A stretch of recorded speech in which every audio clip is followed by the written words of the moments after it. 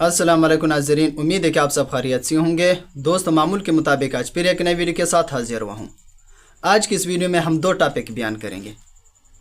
पहला है कि काम से ना तकना कामयाबी की अलामत है, जबकि दूसरा है कि दुनिया में जितने भी कामयाब लोग गुजरे हैं वो बाई चांस पैदा नहीं हुए।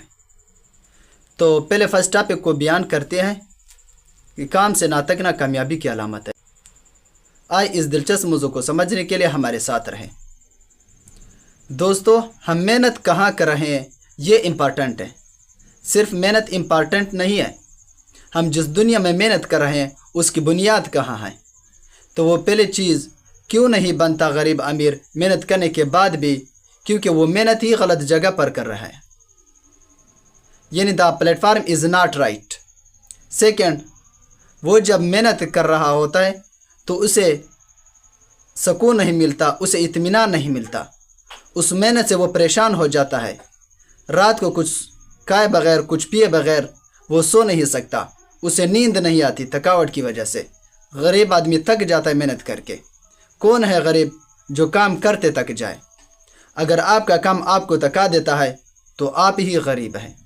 जिस दिन आपको अपने काम से राहत मिलना शुरू हो जाए, इत्मीनान मिले, तो समझे कि यह काम तुम्हें कामयाबी से हमकिनार करने वाला है, जब काम आपको राहत और खुशी दे। अब बयान करते हैं दूसरे टॉपिक को कि दुनिया में जितने भी कामयाब लोग गुजरे हैं वो बाई चांस पैदा नहीं हुए, बल्कि उनकी ज़िंदगी के पीछे एक पूरी दास्तान होती है जिनसे हम नावाकिफ़ होते हैं।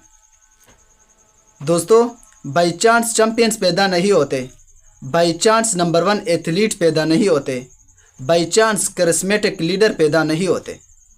ये सब बाई चांस नहीं होता, बल्कि ये बाई प्लानिंग होता है।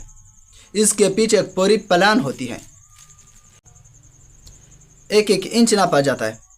फॉर एग्ज़ाम्पल, अगर नंबर 1 मुझे एथलीट बनना है तो सबसे पहले मैं इस बात को ज़रूर सोचूंगा कि इस वक्त दुनिया के अंदर नंबर 1 कौन है, वो कितना दौड़ता है, कितने देर तक दौड़ता है और कितनी तेज़ी से दौड़ता है।